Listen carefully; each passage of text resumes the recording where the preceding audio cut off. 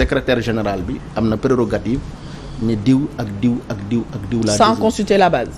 non sans consulter la base non bu dee da nga consulter la base doo nommer kenn. ok non bu dee da nga bëgg a consulter doo nommer kenn. parce que tout le monde sera intéressé tout le monde sera candidat.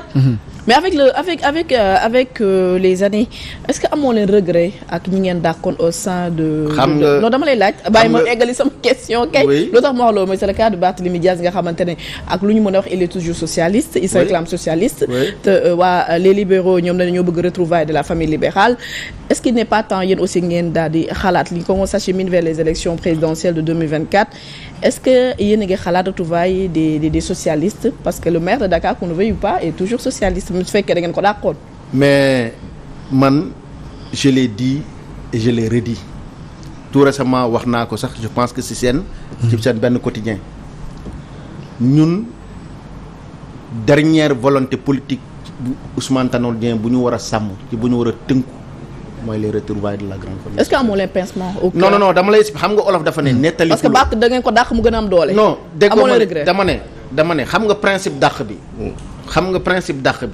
loolu c'est un principe reconnu par les textes de notre parti.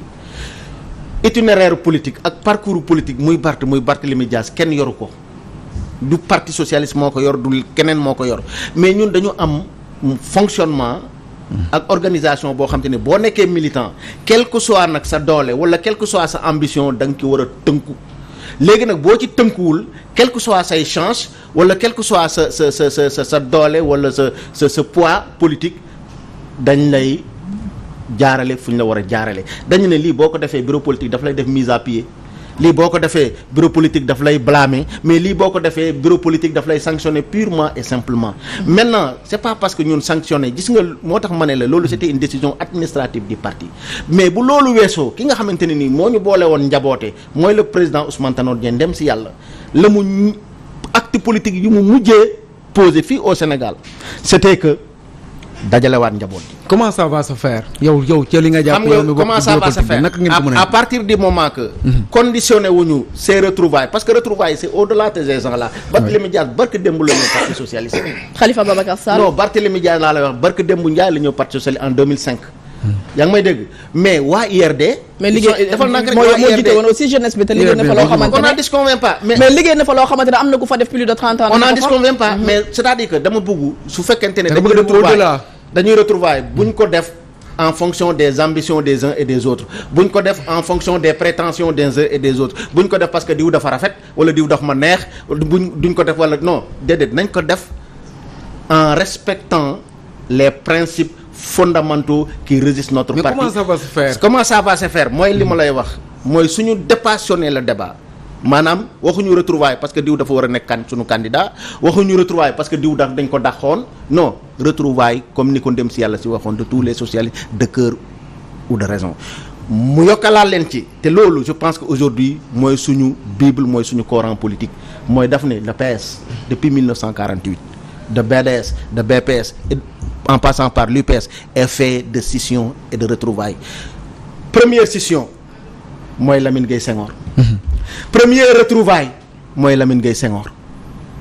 Première scission ci parti social au temps de SFIO c'était Lamine Gueye Senghor. D'accord. Première retrouvaille aussi au sein de l'UPS c'est Lamine Gueye Senghor. Donc c'est normal que effectivement fi ñu toll nii retrouvailles yi ñu dox ko ñu wax ko mais duñ ko dox rek parce que dañ koy dox pour ma Samba ni pour ma Demba en fonction des intérêts ma Samba ou en fonction des intérêts ma Demba.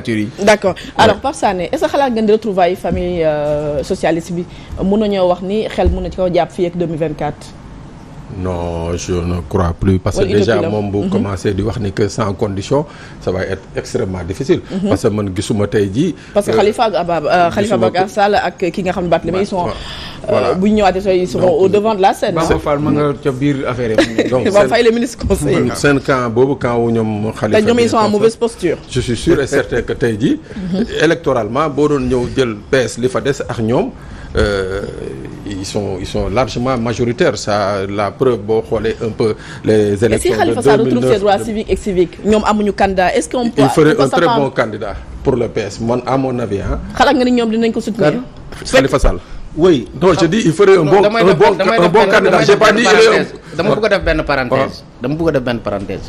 Soit da nga koy résumer parce que soit on campe sur le thème des retrouvailles. Ensuite ñu débattre sur le thème de la candidature.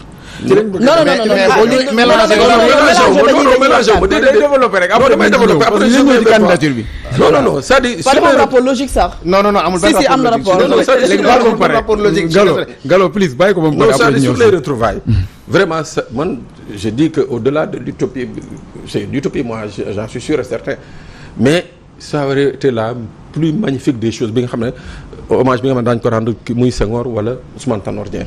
Parce que vraiment il l'a dit, c'était l'un des vœux qui tenait à cœur feu Ousmane Tanor Dieng. Et ça c'est quelque chose. Mais problème bi tey jii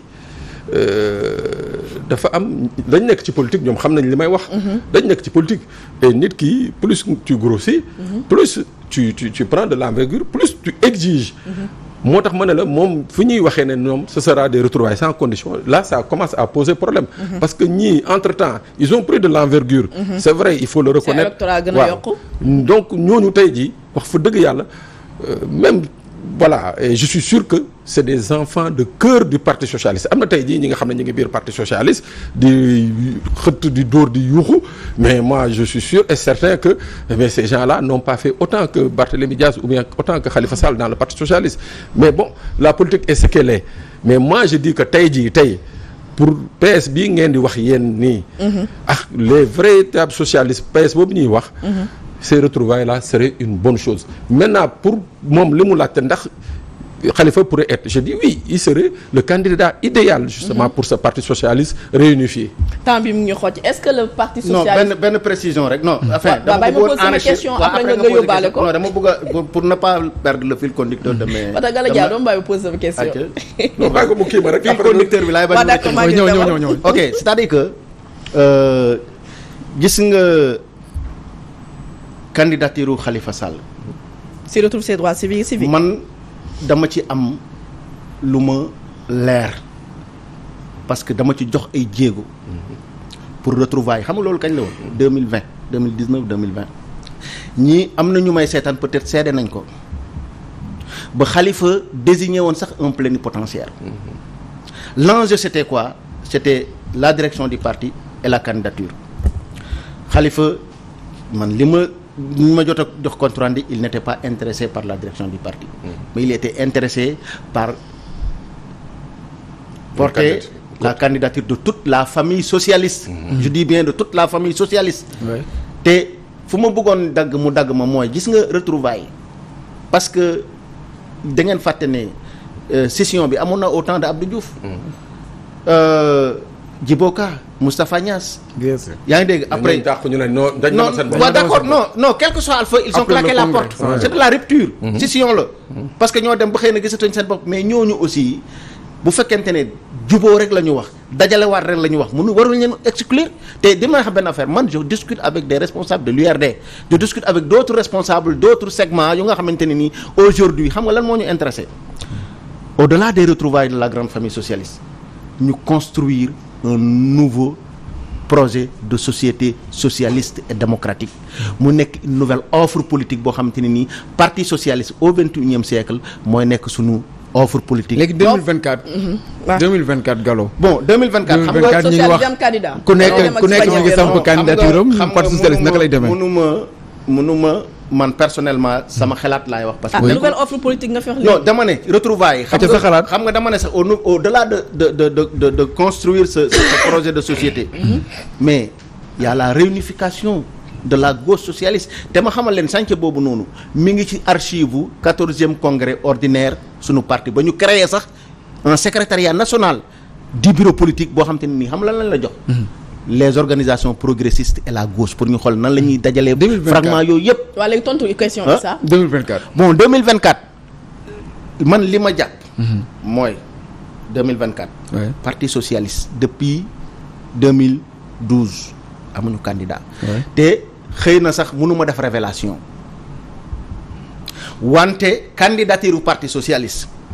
bokkoon na accord bu tënkoon le président Ousmane Tanor Dieng et le président Macky Sall loolu moo taxoon ñu ne ñun dañuy jàppale président Macky Sall en 2019 investir ko sunu parti mu nekk sunu candidat ñu battre campagne pour ñu fal ko dès le premier tour. Est-ce que yaa ngi may dégg. Oui.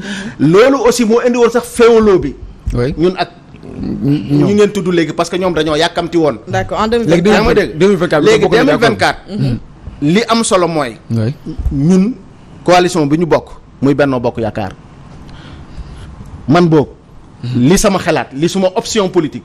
mooy ñu théoriser la pluralité rationalisée de candidature. ci olof.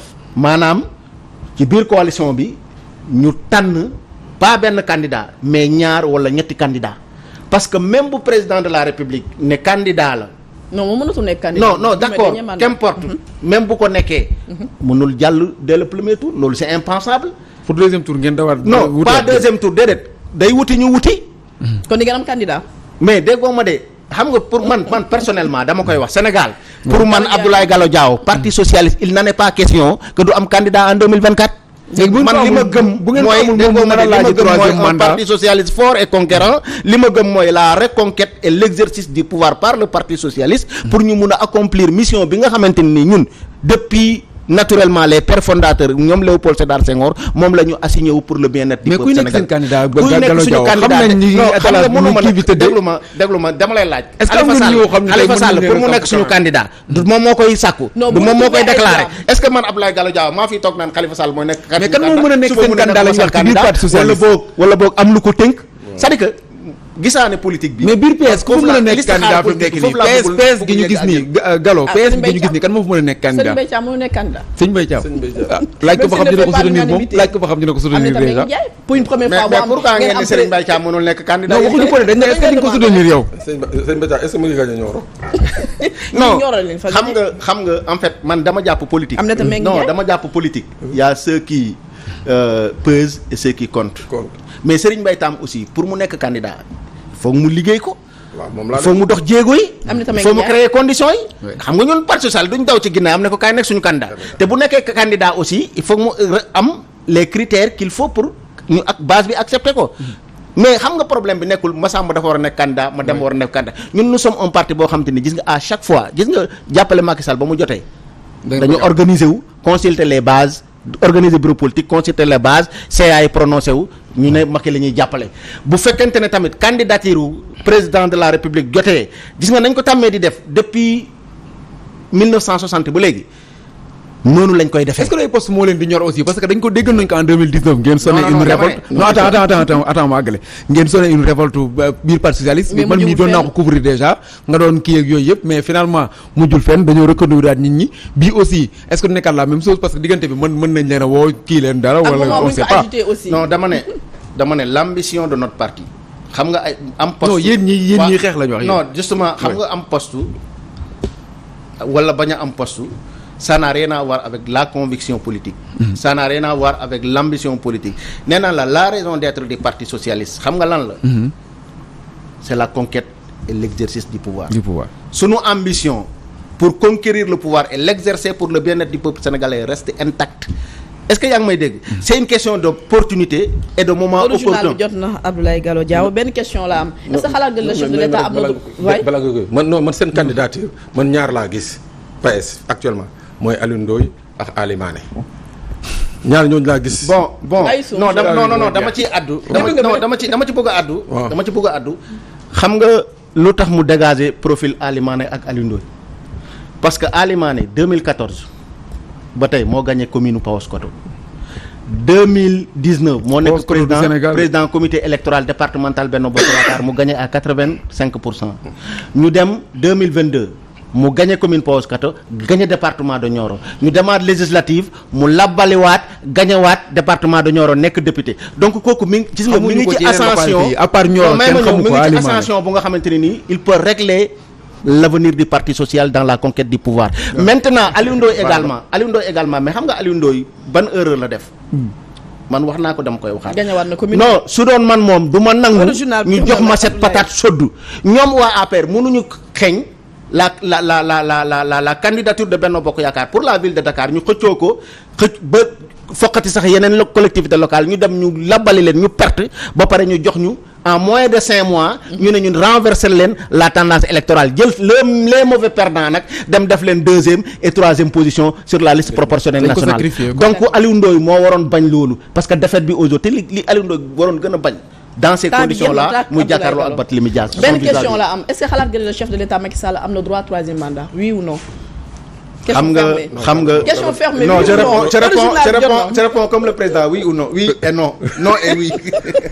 Je réponds comme le président non et oui, oui et non. Abdoulaye Gala Dia bëggoo ku la mel ñu ngi lay remercier. Non mais man journal bi jot man je ne dépends pas du président de joxuma dépense de namewuma ministre namewuma DG.